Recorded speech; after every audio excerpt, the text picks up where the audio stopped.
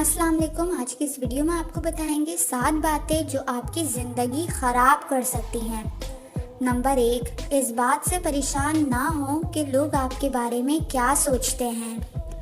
Number 2، آپ یہ سمجھنے لگ جاتے ہیں کہ پیسہ ہی آپ کو خوشی دے سکتا ہے۔ یہ بات جس نے سمجھ لی اس کی زندگی خراب ہو سکتی ہے۔ نمبر 3، شکایت ہی کرتے رہتے ہیں، کبھی حالات کی کبھی افراد کی۔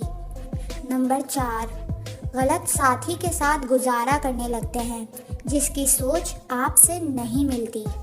نمبر 5، جس جاب یا کام کو آپ پسند نہیں کرتے اس کو کرتے رہتے ہیں۔ اس بات کو اپنانے سے بھی آپ کی زندگی خراب ہو سکتی ہے۔